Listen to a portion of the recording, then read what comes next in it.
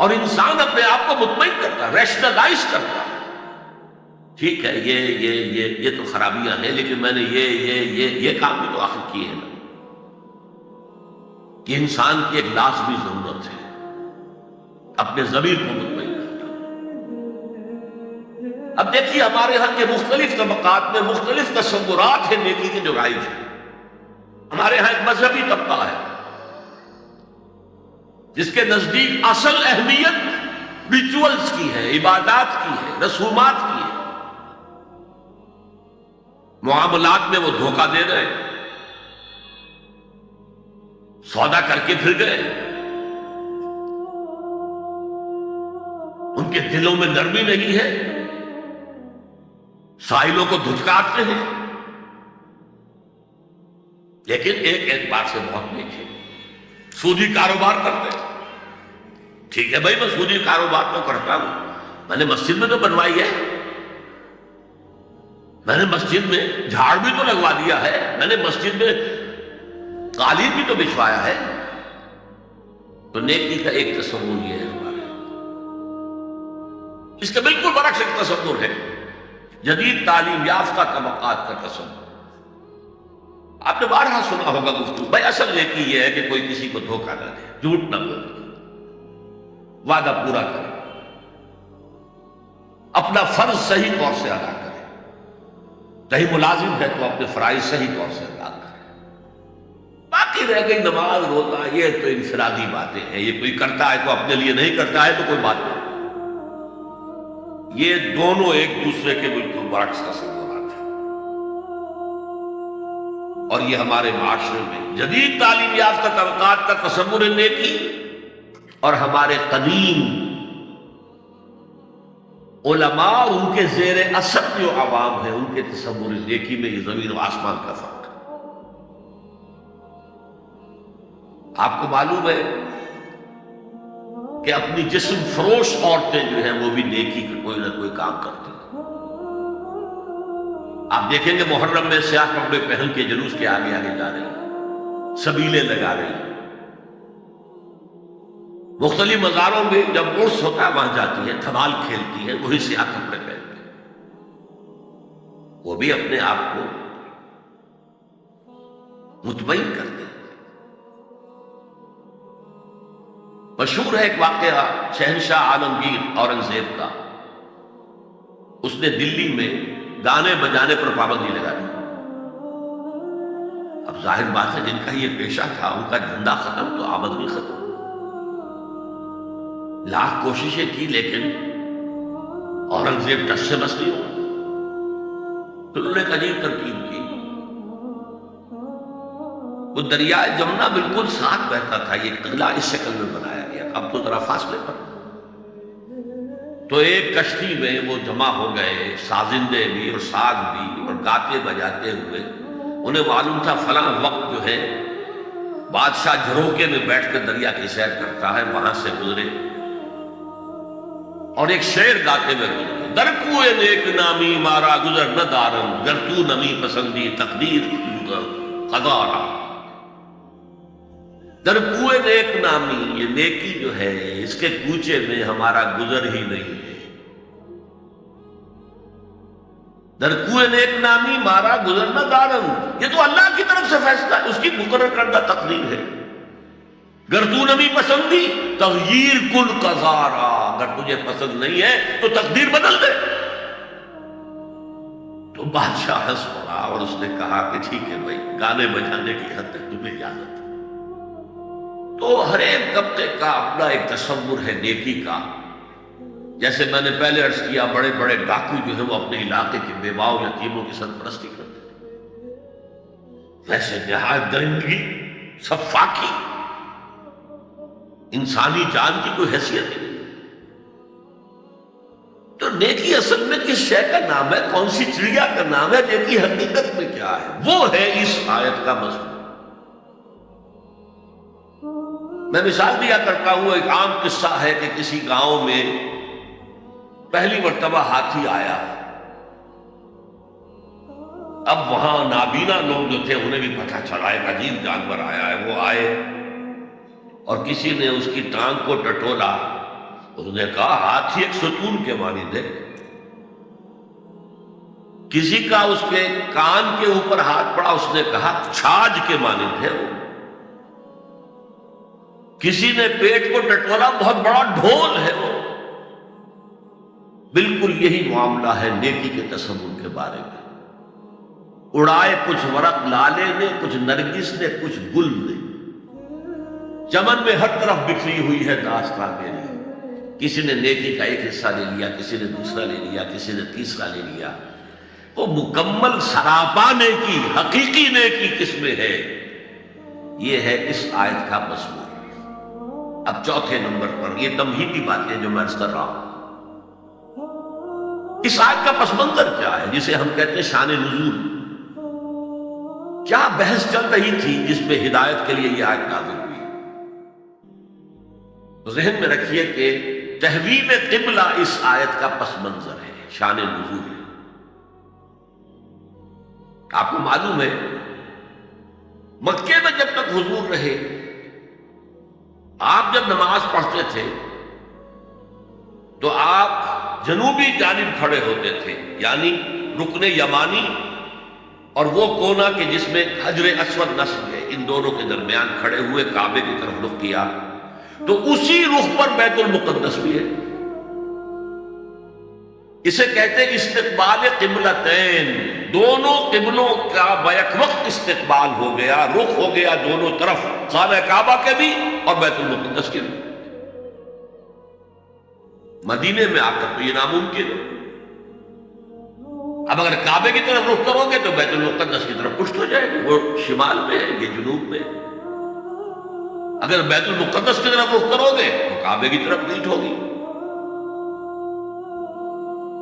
لیکن آپ کو معلوم ہے کہ حضور نے 16 یا 17 مہینے مدینے آنے کے بعد بیت المقدس کی طرف رخ کر کے نماز پڑھی. اب ایک شکل تو یہ ہے کہ یہ حضور کا ذاتی اجتہاد ہو اور اس کو اللہ نے تسلیم کر دیا ہو کہ ٹھیک ہے، یہ بھی ممکن ہے. اسے تقریر کہتے ہیں اصطلاح میں. حدیث کس چیز کا نام ہے؟ حضور کا قول یا فعل یا تقریر. پہلی دونوں چیزوں تو آپ جانتے، قول اور فعل. یہ تقریر کیا ہے؟ حضور کے سامنے کوئی کام کیا گیا اور حضور نے نہیں روکا،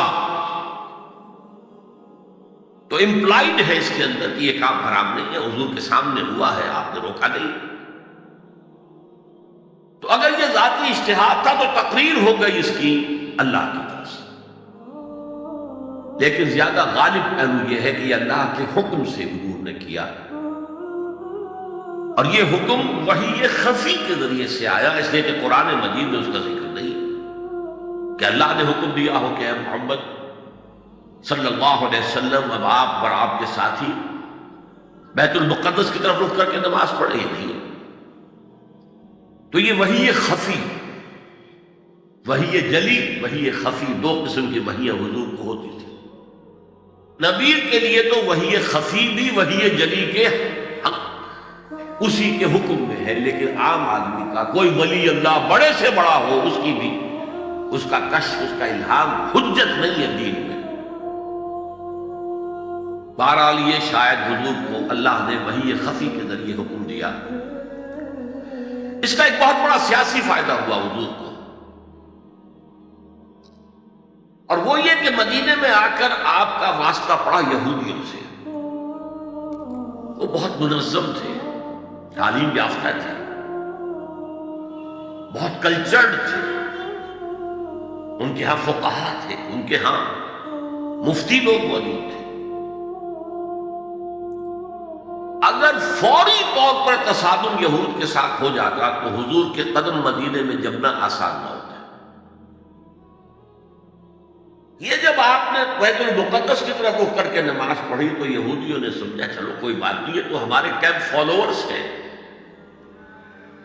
ہمارے قبلے کا رخ کر رہے ہیں، لہذا فوری طور پر ان کی طرف سے کوئی مخالفت وہ پیش نہیں آئی. اور اس 16 مہینے میں حضور کو اپنے قدم جمانے کا مدینہ منورہ میں پورا موقع ملا. بلکہ پہلے 6 مہینے اس میں جو ہے بہت ڈیسائسو، 3 کام آپ نے 6 مہینے میں کیے ہیں تو بالآخر بہت ہی زیادہ فیصلہ کن ثابت۔ نمبر 1 یہ کہ آپ نے مسجد نبوی کی تعمیر کر لی، اب یہی مرکز ہے، یہی درسگاہ ہے، یہی خانقاہ ہے، یہی پارلیمنٹ ہے، یہی دارالمشاورت ہے، یہیں سے فوجیں تیار کی جا رہی ہیں، یہی وفود آ کر پیش ہو رہے ہیں، بہرحال ایک مرکز مہیا ہو گیا۔ نمبر 2 یہ کہ مہاجرین میں اور انصار میں مواخات، ایک مہاجر ایک Ansari, they were declared brothers، یہ تھی انٹیگریشن آف دی سوسائٹی۔ اور تیسرا کام آپ نے یہ کیا اسی دوران میں، جس کا تعلق اس حکمت عملی کے ساتھ بہت گہرا بن جاتا ہے، کہ یہود کو جکڑ لیا ایک معاہدے میں، میثاق مدینہ، کہ اگر مدینے پر کوئی باہر سے حملہ آور آیا تو ہم سب مل کر واحد امت کی حیثیت سے مدینے کا دفاع کریں گے۔ جوائنٹ ڈیفنس آف مدینہ کا پیکٹ ہو گیا، اور یہ چیز بھی حضور کی کامیابی میں بہت فیصلہ کن ثابت ہوا۔ تو اس اعتبار سے یہ تحویل قبلہ جب پھر ہوئی ہے، اور میں نے جو کہا تھا کہ اللہ نے ہی کوئی حکم دیا تھا وحی خفی کے ذریعے، وہ اس سے ثابت ہوتا ہے کہ نہ صرف بہت سے مہاجرین پر یہ بات شاخ گزر رہی تھی، خود حضور پر بھی شاخ گزر رہی تھی کہ میں پیٹھ کیے ہوئے ہوں کعبے کی طرف۔ چنانچہ قرآن مجید میں یہ آیا ہے، قد نرا تقلب وجهك في السماء، اے نبی ہم آپ کے چہرے کا، نگاہوں کا آسمان کی طرف اٹھنا بار بار دیکھتے رہے۔ آپ منتظر تھے کہ وقت آئے، حکم آئے، وحی آئے اور میں رخ بدل دوں۔ وما جعلنا القبلة التي كنت عليها إلا لنعلم من يتبع الرسول ممن ينقلب على عقبيه، یہ اللہ نے اپنی طرف منسوب کر دیا، اور ہم نے وہ قبلہ جس پر تم اب تک رہے ہو 16 مہینے 17 مہینے، یہ مقرر کیا تھا تاکہ دیکھ لیں کہ کون ہے رسول کا اتباع کرنے والے اور کون ہے جو اپنے الٹے پاؤں پھر جانے والے۔ کیا مطلب ہے اس کا؟ مہاجرین مکے سے آئے تھے، ان کے دلوں میں عظمت جو ہے کعبے کی وہ پلی ہوئی تھی اندر ٹھوک ٹھوک کر۔ اب دیکھا اللہ نے حکم نہیں دیا وحی جلی کے ذریعے سے، یہ رسول کا حکم تھا، گویا کہ یہ ایک امتحان ہو گیا کہ کہیں تمہاری حمیت جاہلی، تمہاری محبت جو تمہیں کعبے سے ہے، وہ تمہیں اسلام سے پھیر تو نہیں دیتی؟ آیا تم رسول کے حکم کو مقدم رکھتے ہو اور اپنی کسی سابقہ حمیت، جسے حمیت جاہلی ہم کہہ دیں گے، اس کو مقدم رکھتے ہو؟ یہ ایک سخت امتحان تھا جس میں کہ اہل مکہ جو مہاجرین تھے وہ مبتلا کیے گئے، اور خاص طور پر یہ بات کہ رسول کا حکم ماننے کی تاکید، چاہے ابھی قرآن میں کوئی آیت نہیں آئی ہے، لیکن حقیقی مومن کے لیے رسول کا فرمانا بھی ایسے ہی ہے جیسے کہ اللہ کا فرمانا۔ اس کی تربیت بھی ہو گئی، لیکن یہ کہ اکثر کا معاملہ یہ تھا کہ یہ معاملہ شاخ گزر رہا تھا، یہاں تک کہ حضور کا معاملہ بھی تھا، قد نرا تقلب وجهك في السماء فلنولينك قبلة ترضاها، تو اے نبی ہم بدل دیں گے قبلہ وہ جو آپ کو پسند ہے، اب رخ کرو مسجد حرام کی طرف، فولوا وجوہکم شطر المسجد الحرام، اب اپنا رخ کر لو مسجد حرام کی طرف۔ چنانچہ مدینے میں ایک مسجد القبلتین ہے، جو حضرات گئے ہیں زیارت کرتے ہیں انہوں نے زیارت کی۔ حضور مدینے سے باہر ایک قبیلے کی جگہ تھی، وہ وہاں گئے ہوئے تھے، کوئی دعوت طعام تھی، دوپہر کا کھانا تھا، اسی وقت ظہر کا وقت ہو گیا۔ حضور نے جماعت کھڑی کی اور قبلہ جو ہے بیت المقدس، اسی نماز کے دوران یہ آیات وحی نازل ہو گئی. آپ نے فوراً رخ بدلا اور پوری جماعت نے رخ بدل لیا، اور اسی لیے اس مسجد میں دو قبلے ہیں، دو محرابیں ہیں، ایک شمال کی جانب بیت المقدس کی جانب، دوسری جنوب کی جانب یعنی مکہ مکرمہ کی جانب. اب یہ تحویل قبلہ جو ہے یہ ہے بات اصل میں سمجھنے کی، ایک بہت بڑے فتنے کی بنیاد بن گیا. فتنہ آزمائش کو کہتے ہیں اور فتنہ فساد کو بھی کہتے ہیں. فساد یہودیوں کی طرف سے شروع ہوا.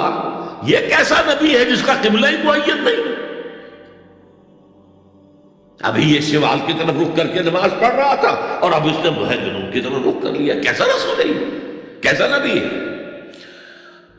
حضور کے خلاف لوگوں کو بھڑکانے کا انہیں اب ایک موقع ہاتھ آ گیا.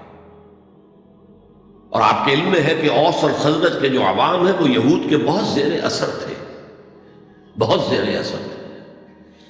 وہی بات کو سمجھتے تھے ہمارے پاس نہ کوئی شریعت ہے، نہ کتاب ہے، نہ کوئی قانون ہے، نہ ہمارے ہاں کوئی مفتی ہے، نہ قاضی ہے. ان کے ہاں تو کتاب ہے، شریعت ہے، مفتی ہے، قاضی ہے، ان کا بڑا کلچرڈ لوگ ہیں. تو ایک روک تھا ان کا. لہذا یہ ایک ان کو موقع مل گیا کہ اس پر لوگوں کے جذبات کو بھڑکائیں اور حضور سے برگشتہ کریں. دوسری طرف سادہ نو مسلمانوں کے اندر بھی ایک فتنہ بطور آزمائش آ گیا کہ اگر اصل قبلہ یہ تھا تو یہ 16 مہینے کی نمازیں تو ہماری حقارت نہیں، غلط رخ پر پڑے ہیں. اور نماز تو دین کا اصل ستون ہے، اور یہ نمازیں ہماری ضائع ہو گئی. یہ ان کے دلوں میں ایک وسوسہ پیدا ہوا. اس پہلو سے اس مسئلے پر بڑی مفصل گفتگو قرآن میں ہوئی ہے میرے اور آپ کے لیے. بلکہ مجھے اعتراف ہے کہ میں یہ سوچتا رہا اتنی مفصل گفتگو بار بار فَوَلُّوا وُجُوهَكُمْ شَطْرَ الْمَسْجِدِ الْحَرَامِ فَوَلُّوا وُجُوهَكُمْ شَطْرَهُ، یہ بار بار پورے 2 رکوع قرآن مجید میں، سورہ بقرہ کا 17واں رکوع، 18واں رکوع اسی پر. اس لیے کہ ہم اس سینسٹیونیس کا اندازہ نہیں کر سکتے کہ جو اس وقت پیدا ہو گئی تھی اس پر. تحویل قبلہ پر یہ معمولی نہیں بات تھی. یہود نے سمجھ لیا تھا کہ اب معلوم ہوا یہ ایک نئی امت کا آغاز ہے، اس کا مرکز اب نیا بن گیا ہے. اب تک وہ سوچ رہے تھے کہ ہمارے ہی، چنانچہ ایک اور واقعہ ہوا تھا کہ یہ عاشورہ کا روزہ رکھتے تھے یہودی. حضور نے پوچھا کیوں رکھتے ہو 10ویں محرم کا روزہ؟ انہوں نے کہا کہ اصل میں ہمیں جو نجات ملی تھی فرعون سے، اور فرعون کو جو غرق کیا گیا تھا لاؤ لشکر سمیت، وہ 10 محرم کو ہوا تھا، ہم شکرانے کے طور پر روزہ رکھتے.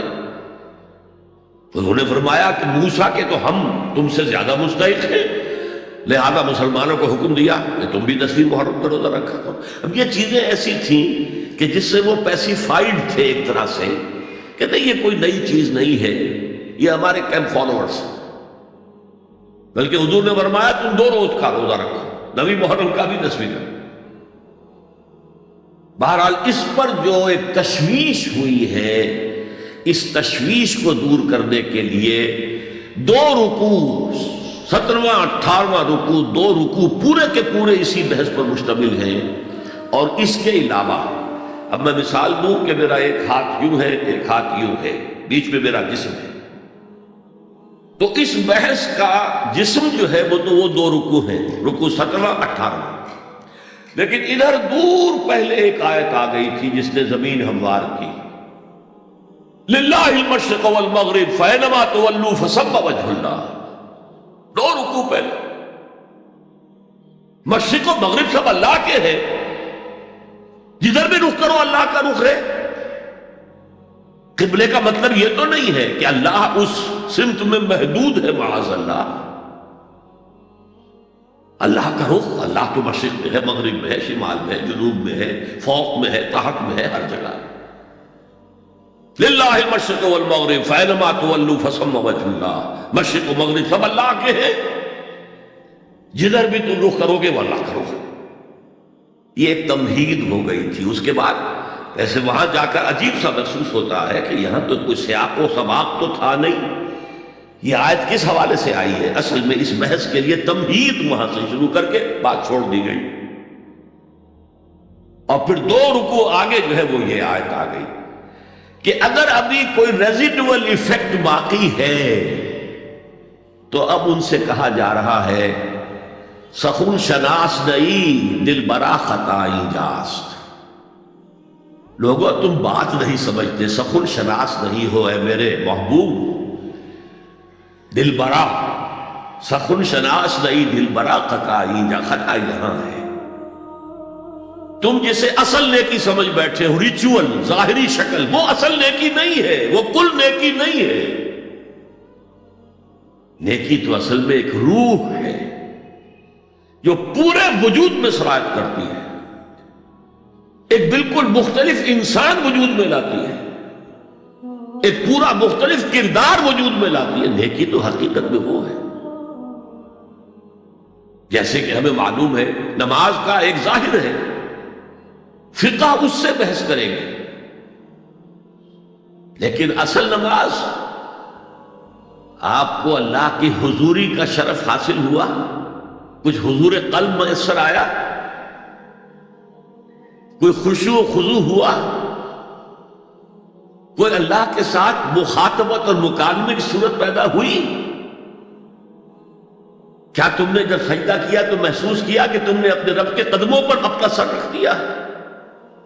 اگر یہ نہیں ہے تو ٹھیک ہے، فقہی نماز ادا ہو گئی، اصل نماز تو ادا نہیں. نماز کی روح تو تم نے نہیں پائی. تو ہر شے کا ایک ظاہر ہے اور ایک اس کی روح ہے، باطنی روح. ہم اپنی مجبوری سے ظاہری ہی بات کو دیکھ سکتے ہیں، روح تو ہماری نگاہوں کے سامنے ہے نہیں، جس کا نتیجہ یہ نکلتا ہے کہ صرف ظاہر ہی ظاہر رہ جاتا ہے، روح کی طرف توجہ نہیں ہوتی. اور یہی سب سے بڑا الزام، سب سے بڑی تنقید حضرت مسیح کی تھی یہودیوں پر. تم مچھر چھانتے ہو اور سموچے اونٹ نکل جاتے ہو. ظاہری معاملات میں، فقہی معاملات میں بحثیں ہو رہی ہیں، مفصل بحثیں ہو رہی ہیں، اور کفر کے فتوے لگ رہے ہیں. تم نے اگر یہ کر دیا تو یہ ہو گیا، اور سموچے اونٹ نکل رہے ہو. حرام کاموں میں تم ملوث ہو، سود تم لے رہے ہو. یہ ہے کہ تمہارا معاملہ سارا کا سارا دین کے ظاہر سے رہ گیا. اور یہ جو فرمایا ہے کہ تمہاری مثال ان قبروں کی سی ہے جن کے اوپر تو سفیدی کر رکھی ہے لیکن اندر گلی سڑی ہڈیوں کے سوا کچھ نہیں. روح دین سے تم ناآشنا ہو چکے ہو، محبت خداوندی تم میں نہیں ہے، لیکن ظاہر پرستی ہے، مظاہر پرستی ہے، ریچولزم ہے. تمہارا دین یہ بن کر رہ گیا. آج ہمارے ہاں بھی صورتحال مختلف نہیں ہے. میں عرض کر چکا ہوں، سب سے بڑا طبقہ ہمارے ہاں ظاہر بات ہے کہ جو ہمارے علماء کے زیر اثر ہے، اور وہ فقہاء ہیں. اور فقیہ کا کام ہی ہے کہ وہ ظاہر سے بحث کرے، باطن سے تو بحث نہیں کر سکتا. لہذا ریچولز ہی ریچولز رہ گئے ہیں، حقیقی روح ہر شے کی ختم ہو چکی ہے. رہ گئی رسم اذاں روح بلالی نہ رہی، اور فلسفہ رہ گیا تلقین غزالی نہ رہی. نماز و روزہ و قربانی و حج یہ سب باقی ہے، تو باقی نہیں. اب آئیے اس پر غور کیجئے. جو میں نے عرض کیا تھا لیس البر، اب زبر اور پیش میں زمین و آسمان کا فرق ہو جاتا ہے. لیس البر ہوتا جیسا کہ ہے سورہ بقرہ میں آگے جا کر، لیس البر ان تأتوا البیوت من ظہورہا. ان کے ہاں یہ قاعدہ تھا یا ایک رواج ہو گیا تھا کہ اگر احرام باندھ کر گھر سے نکل آئے اور اب کسی ضرورت سے گھر جانا پڑا، دروازے سے نہیں داخل ہو گئے، ایک دفعہ احرام باندھ کے نکل آئے، اب کیسے جائیں واپس؟ تو گھر کے پچھواڑے سے دیوار پھلانگ کے جاتے تھے. تو وہاں کہا یہ کوئی نیکی نہیں ہے. لیس البر ہوتا تو اس کا مطلب ہوتا سرے سے کوئی نیکی نہیں ہے، یہ تو ہمارا من گھڑت ایک خیال ہے. لیس البر یہ خبر ہے جسے مقدم کیا گیا ہے.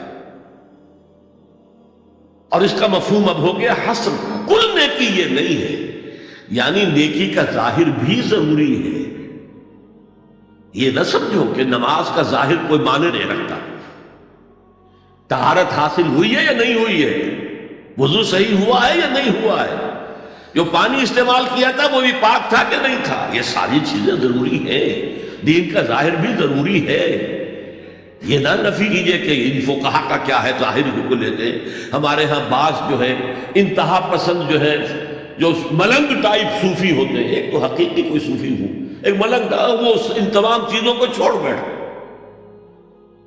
جیسے میں نے آپ کو شعر سنایا تھا اور اختلاف بھی کیا تھا، مولانا روم نے کچھ زیادتی کی ہے، سختی کی ہے، انداز بیان اچھا نہیں ہے کہ ماز قرآن مغزہ برداشتیم گستخاں پیش سگاں انداختیم، ہم نے قرآن سے اس کا اصل مغز جو ہے وہ کشید کر لیا ہے، ہڈی کا گودا ہم نے کھینچ لیا، اب ہڈی خالی ہمیں پھینک دی۔ یہ ہمارے صوفیہ میں سے بعض کا طرز عمل رہا ہے جو غلط ہے۔ نہیں، ظاہر بھی اہم ہے، ظاہر بھی نیکی ہے۔ صلو کما رأیتمونی اصلی، نماز پڑھو اسی طرح جیسے مجھے دیکھتے ہو کہ میں نماز پڑھتا ہوں۔ ظاہر بھی کنفرم کرنا چاہیے اس کے ساتھ، لیکن اصل شے نماز میں توجہ ہے، انابت ہے، خشوع ہے، خضوع ہے، حضور قلب ہے۔ لہذا یہاں ترجمہ ہوگا کل نیکی یہی نہیں ہے کہ تم اپنے چہرے مشرق اور مغرب کی طرف کر لو، یہ تو ظاہر ہے۔ اور اس میں مجھے غالب کا شعر یاد آ رہا ہے، قبلے کو اہل نظر قبلہ نما کہتے ہیں، ہے پرے سرحد ادراک سے اپنا مسجود۔ جسے ہم سجدہ کر رہے ہیں وہ تو ہمارے ادراک اور شعور اور وہم اور خیال اور تصور اور تخیل سے وراء الورا وراء الورا وراء الورا ہے، پرے سرحد ادراک سے اپنا مسجود۔ قبلے کو اہل نظر قبلہ نما کہتے ہیں، یہ کعبہ تو قبلہ نما ہے۔ بہرحال اب اس کی نفی کرتے ہوئے، جزوی نفی، کلی نفی نہیں، لیس البر، کل نیکی یہ نہیں ہے کہ تم اپنے چہرے مشرق اور مغرب کی طرف کر لو، ولکن البر، بلکہ نیکی اس کی ہے، یہاں پر بھی اب لفظ محذوف ہے، ولکن البر بر من آمن باللہ والیوم الآخر۔ نیکی تو حقیقت میں اس کی ہے۔ اس میں آگے بڑھنے سے پہلے مجھے یاد آیا کہ میں بر کے مفہوم پر بھی کچھ گفتگو کر لوں۔ بر کسے کہتے ہیں؟ بہت عمدہ باتیں جو ہے پہلے کہی ہیں۔ بر اور بر یہ دونوں مادہ تو ایک ہی ہے، بحر و بر۔ جب تک انسان سمندر میں رہتا ہے، آج کا تو خیر تصور نہ کیجئے، پہاڑوں جیسے جو ہے پہاڑ سمندر میں چل رہے ہوتے، عام حالات میں کوئی اس کے ادھر ادھر جو ہے کوئی ہچکولے محسوس نہیں ہوتے، لیکن پرانے زمانے کے سمندر کا تصور کیجئے تو ہر وقت وہ ہے آدمی غیر مطمئن ہوتا تھا، اسی وقت کچھ ہو سکتا ہے، ہچکولا آ رہا ہے، ادھر سے آ رہا ہے، ادھر سے آ رہا ہے، تو دل میں ایک خوف سا رہتا تھا، ایک بے چینی سی رہتی تھی، عدم تحفظ کا ایک احساس رہتا تھا۔ بر پر، خشکی پر آتے ہی اطمینان ہو گئے۔ تو یہ اصل میں انسان کے باطنی اطمینان کے لیے، جو ابھی آپ نے فرمایا کہ نیکی وہ ہے کہ جس کو کر کے تمہیں خوشی حاصل، اور فتویٰ اپنے دل سے لے لیا کرو، ما حاک فی صدرک، جو کچھ تمہارے سینے کے اندر جو کچھ جس سے خدبد ہو جائے، جس سے بے چینی ہو جائے، وہ اسم ہے، وہ گناہ ہے۔ الاسم ما حاک فی صدرک وکرہت ان یطلع علیہ، اور گناہ وہ ہے کہ جس کے بارے میں تمہیں یہ پسند نہ ہو کہ لوگوں کو اس کی اطلاع ہو، وہ گناہ ہے۔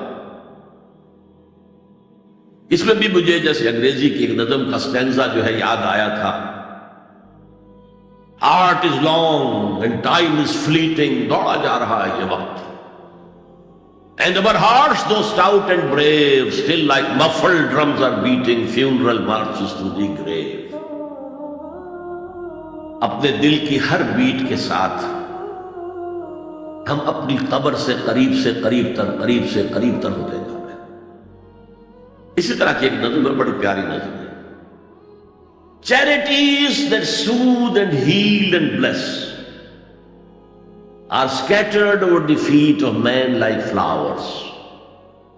وہ بھلائیاں، وہ نیکیاں، وہ خدمت خلق، charities which soothe and bless and heals، دل کے اوپر مرہم سا رکھا جاتا ہے نیک کام کر کے، دل کو خوشی ہوتی ہے نیک کام کر کے. Charities that soothe and heal and bless are scattered over the feet of man like flowers. یہ تو ان پھولوں کے مانند ہے جو انسان کے قدموں میں پڑے ہوئے ہیں، جس کو چاہے اٹھا لے، جو چاہے اٹھا لے. No mystery is here, no special boon for the high and not for the low. The smoke ascends as high from the heart of a humble cottage as from that of a haughty palace. دھواں اٹھتا ہے تو ایک کٹیا میں جو چولہا جل رہا ہے اس سے بھی اٹھے گا تو جائے گا اوپر، اور محل کا کوئی بہت بڑا کچن ہے تو اس سے بھی اٹھے گا تو اوپر جائے گا. لہذا یہ غریب اور امیر کا فرق نہیں ہے، ہر شخص اس نیکی میں سے حصہ لے سکتا ہے. تمہارے پاس ایک روٹی تھی، تم نے آدھی دے دی کسی مانگنے والے کو، تمہارا حصہ ہو گیا، بہت بڑا حصہ ہو گیا. اور کسی بڑے امیر آدمی نے 150 جو ہے مسکین کو کھانا کھلا دیا، وہ اس کے قریب بھی نہیں آ سکے گا اجر و ثواب کے اعتبار سے اس شخص کے کہ جس کے پاس ایک ہی روٹی تھی اور اس نے آدھی دی. تو بر جو ہے حقیقت میں لیس البر ان تولوا وجوہکم قبل المشرق والمغرب ولکن البر من آمن باللہ والیوم الآخر والملائکۃ والکتاب والنبیین. میں بھی ایک زمانے میں اس پر کچھ متردد سا ہوتا تھا، کچھ سوچتا تھا یہ نیکی کیا تعلق تو ہم عمل سے سمجھتے ہیں، یہاں ایمان کی بحث کی کیا ضرورت ہے؟ ایمان تو ایک باطنی حقیقت ہے، نیکی جو ہے وہ ایک ظاہری خارجی حقیقت ہے. لیکن پھر سمجھ میں آیا کہ اصل نیکی وہ نیت ہے جس کے ساتھ وہ کام کیا جا رہا ہے.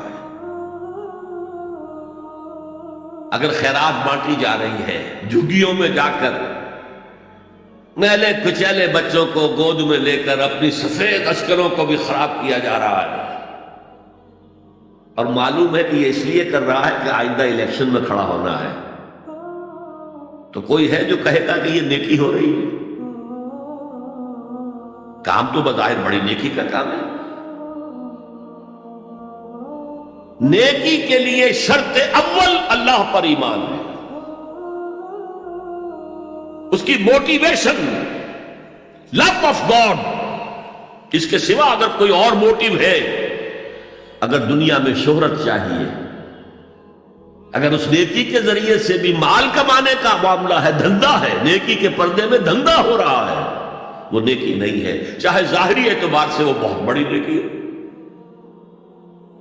تو سب سے پہلا مسئلہ نیت کا ہے، نیت کا ہے، نیت کا ہے. کس ارادے کے تحت یہ نیکی کی جا رہی ہے، کیا مقصود ہے، کیا مطلوب ہے. چنانچہ نوٹ کیجئے، اکثر محدثین نے اپنے جو مجموعے مرتب کیے احادیث کے، ان میں پہلی آیت کون سی، پہلی حدیث کون سی لاتے ہیں؟ حضرت عمر رضی اللہ تعالیٰ عنہ سے روایت ہے، انما الاعمال بالنیات. نیکیوں کا، نیک اعمال کا دار و مدار نیتوں پر ہے. وانما لکل امرئ ما نویٰ، ہر شخص کو وہی کچھ ملے گا جس نے اس نے نیت کی ہوگی. فمن كانت ہجرته الى اللہ ورسولہ فہجرته الى اللہ ورسولہ. جو کوئی ہجرت کر رہا ہے، مکے میں گھر بار چھوڑ کر جا رہا ہے، اپنے وطن کو ترک کر کے جا رہا ہے مدینے کی طرف، صرف اللہ اور رسول کے لیے، اس کی ہجرت اللہ اور اس کے رسول کے لیے. ومن كانت ہجرته للدنیا يصيبها، اور اگر اس شخص کی ہجرت دنیا کے لیے ہے کہ اس کو حاصل کر لے. مثلا میں دیتا ہوں مثال. ایک مسلمان تھا، اس کا کوئی کاروبار تھا، اس کے خریدار مسلمان ہی تھے، وہ جا رہے ہیں، اب کیا کرے گا؟ مشرکوں نے سو تو اس کا سامان نہیں لینا، اب وہ بھی چلے جا رہے ہیں. یہ اللہ کو معلوم ہے کہ اس کے ہجرت کا اصل سبب کیا ہے، ہم نہیں طے کر سکتے. لیکن اللہ کے ہاں جو کھاتا کھلا ہوا ہے، اس کی یہ ہجرت جو ہے اللہ اور اس کے رسول کے لیے شمار نہیں. وَمَنْ كَانَتْ هِجْرَتُهُ لِدُنْيَا يُصِيبُهَا أَوْ امْرَأَةٍ يَنكِحُهَا، یا کسی عورت کے لیے ہو کہ اس سے نکاح کرے. کسی خاتون سے وہ شادی کا خواہش مند تھا، وہ خاتون ہجرت کر کے مدینے چلی گئی، اب یہ بھی باندھے کچے دھاگے سے بندھے ہوئے چلے جا رہے ہیں، تو یہ تو در حقیقت اس عورت کے کھاتے میں ہجرت جائے گی، اللہ اور اس کے رسول کی ہجرت میں نہیں. تو اصل شے یہ ہے نیکی کا وہ کام جس کا ظاہر بھی نیکی کا ہو اور باطن بھی ہو، کہ موٹیویشن صرف اللہ کی رضا ہو، اللہ کی محبت اور اللہ کی رضا کا حصول. یہ ہے پازیٹو موٹیو. ایک نیگیٹو سائڈ بھی ہے. سب لوگ ذہنی اعتبار سے اتنے بلند نہیں ہوتے کہ اللہ کی محبت وہی اصل محرک بن جائے. یہی وجہ ہے کہ حضور نے اس کو صلی اللہ علیہ وسلم کمال ایمان سے تعبیر کیا ہے.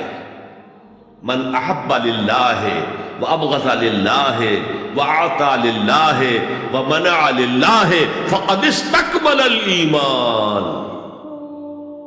جس نے کسی سے محبت کی تو اللہ کے لیے کی، کسی سے نفرت اور بغض رکھا تو اللہ کے لیے رکھا، کہ اللہ کو اس سے نفرت کرنا پسند ہے، اور کسی کو کچھ دیا تو اللہ کو خوش کرنے کے لیے دیا، اور کسی سے کچھ چیز روکی تو صرف اس لیے کہ اللہ کو اس کا روکنا پسند ہے. تو اس شخص نے اپنے ایمان کی تکمیل کر لی. اگر اس کا موٹیو خالص ہو گیا ہے اللہ کی محبت اور اللہ کی رضا کا حصول، تو اصل میں نیکی ہے. ورنہ چاہے بظاہر کتنی ہی بڑی نیکی نظر آئے، وہ نیکی نہیں. لیکن جو لوگ اس حد تک نہ پہنچ پائے ہوں، استکمال ایمان تک، تکمیل ایمان تک، تو ان کے لیے ایک اور موٹیو بھی ہے، والیوم الآخر، قیامت کا دن، جزا و سزا کا یقین، اللہ کا خوف، آخرت کے محاسبے کا خوف. خوف بھی ایک بہت بڑا موٹیو ہے، بہت بڑی موٹیویٹنگ فورس. اب میں یوں کہوں گا کہ اگر کسی عمل کا محرک ہے صرف اللہ کی محبت، اس کی رضا کا حصول اور آخرت کی نجات، تو وہ نیکی ہے. اگر یہ نہیں ہے، کوئی وطن پرست ہے، وطن کی محبت کی وجہ سے کوئی نیک کام کر رہا ہے، اس کا وہ کام وطن پرستی کے کھاتے میں جائے گا، خدا پرستی کے کھاتے میں نہیں جائے گا. کوئی قوم پرست ہے، اپنے قوم کی محبت میں کچھ کر رہا ہے، تو اس کا وہ نیک کام قوم پرستی کے کھاتے میں جمع ہوگا، خدا کی پرستش کے لیے نہیں. یہ ہے موٹیو کا فرق، اور یہ ہے موٹیو کی اہمیت، اور اس کا تعلق ہے ایمان باللہ اور ایمان بالآخرہ سے. ایک حدیث میں حضور نے فرمایا کہ قیامت کے دن سب سے پہلے 3 اشخاص کا معاملہ پیش ہوگا. ایک وہ تھا کہ جو اللہ کی راہ میں جنگ کرتا ہوا مارا گیا تھا، دنیا میں شہید سمجھا جا رہا تھا. ایک وہ تھا جسے اللہ نے علم بہت دیا تھا، اور اس نے علم کو پھیلایا خوب پھیلایا. اور ایک وہ جس کے پاس جس کو اللہ نے بہت دولت دی تھی، اور اس نے دولت جو ہے نیکی کے کاموں میں، بھلائی کے کاموں میں، غربا یتاما مساکین کے لیے خرچ کیا.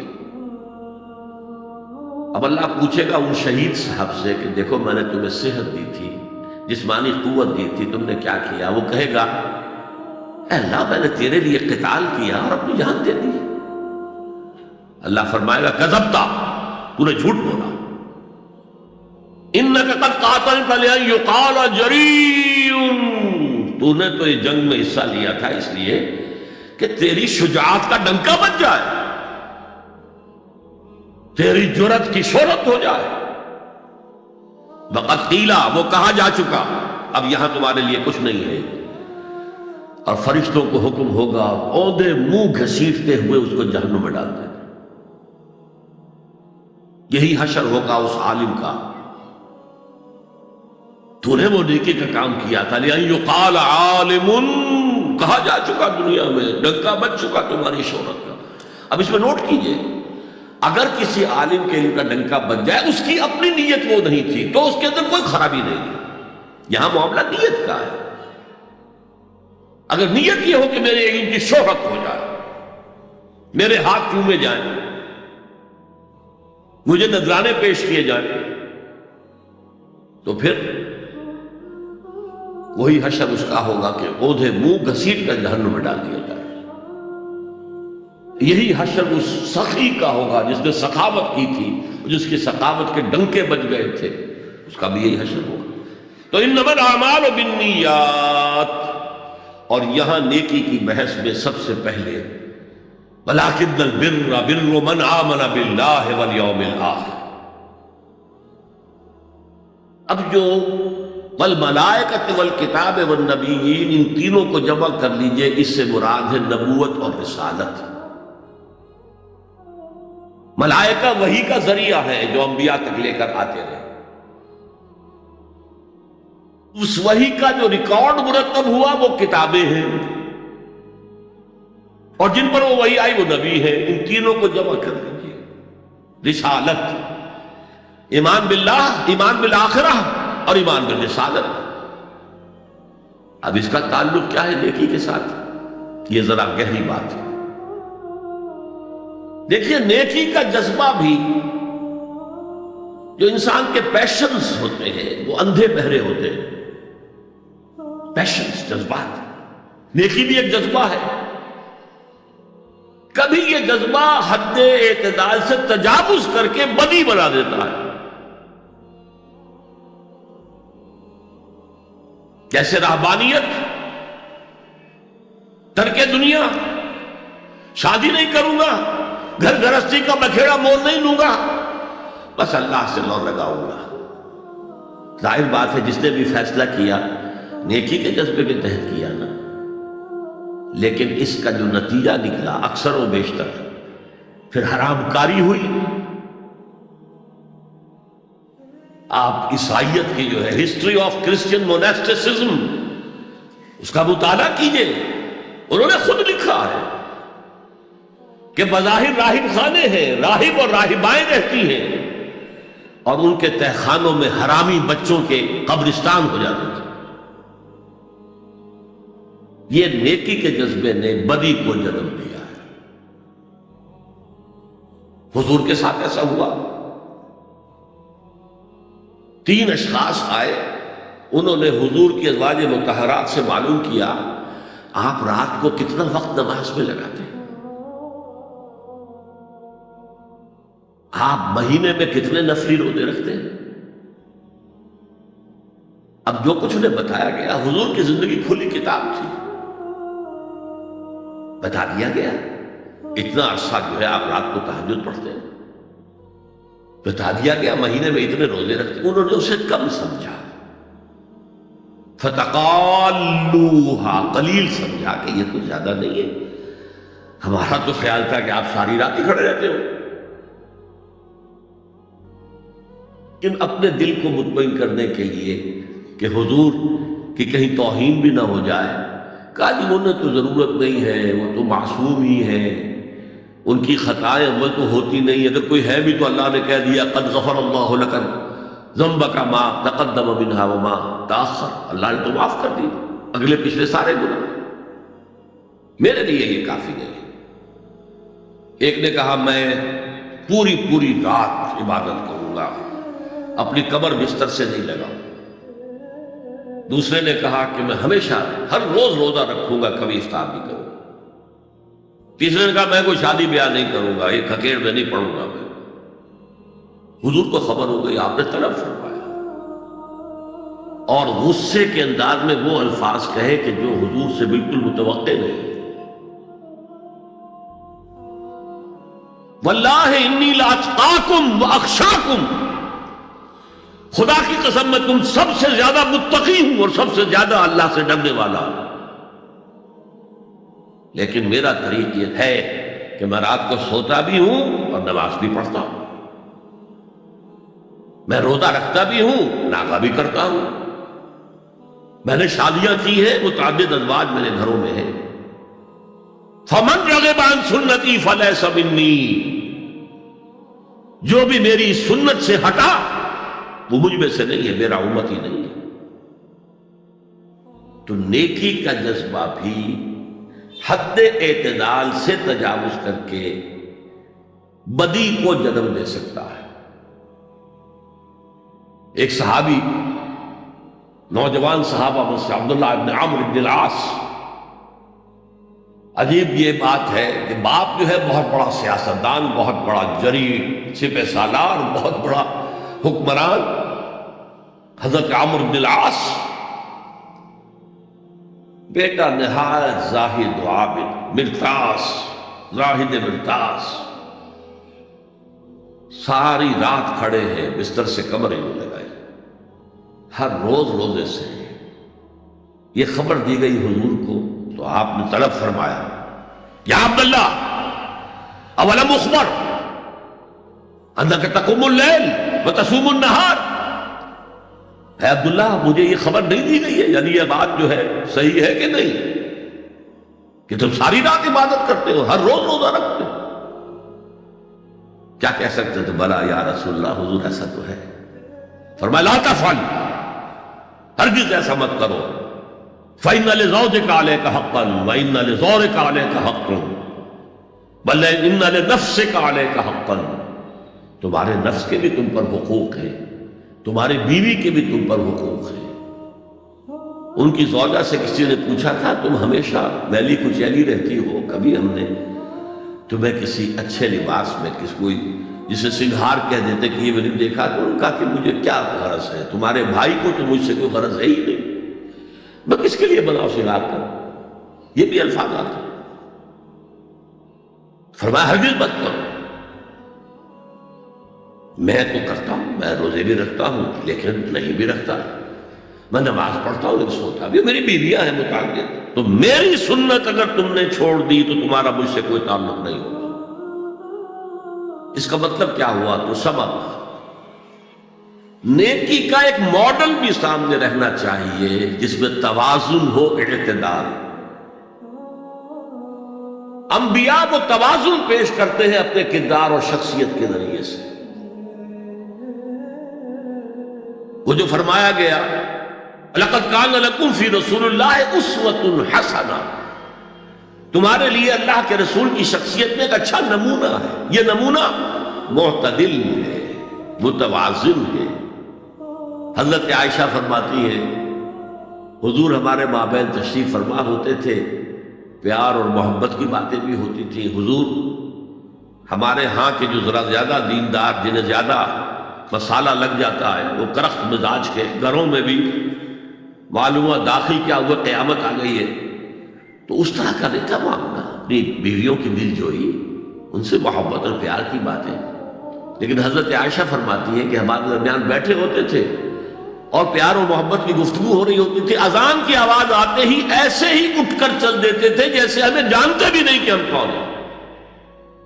یہ توازن پیدا کرو، ترک دنیا نہیں، دنیا میں رہو اور پھر وہ کردار پیش کرو جو محمد نے پیش کیا صلی اللہ علیہ وسلم اور آپ کے صحابہ نے پیش کیا۔ دنیا میں رہتے ہوئے ترک دنیا، ترک دنیا اس معنی میں دنیا مقصود نہ بن جائے، مطلوب نہ بن جائے۔ لا مقصود الا اللہ، لا مطلوب الا اللہ، لا محبوب الا اللہ۔ تو یہ ہے اس نیکی کی بحث میں ایمان بالرسالت کا معاملہ۔ اب آگے چلتے ہیں۔ وَآتَى الْمَالَ عَلَىٰ حُبِّهِ،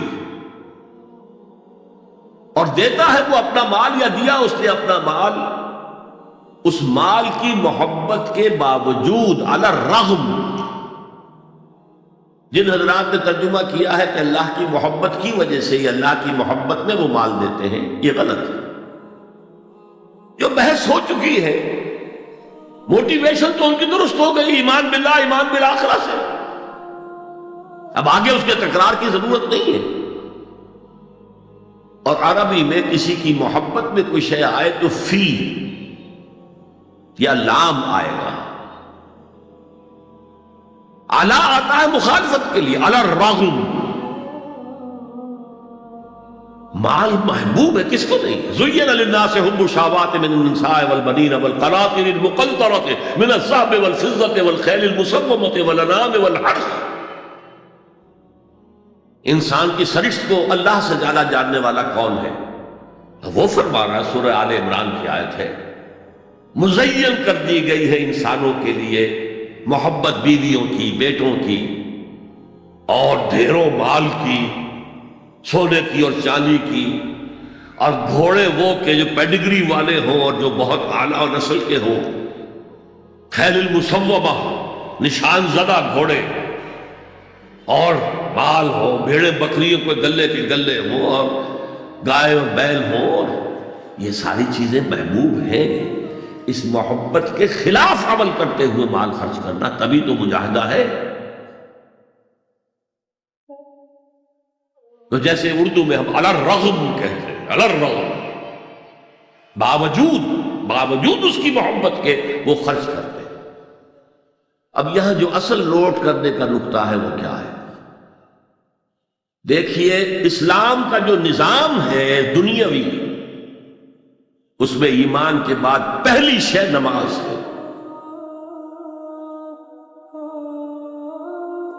وہ جو کہا گیا ہے کہ قیامت کے دن سب سے پہلا محاسبہ نماز کا ہو، اور جب ہماری مسجدوں کے اندر لکھے ہوتے تھے فارسی کے اشعار، روز محشر کے جان گداز بود اولی پرسش نماز بود،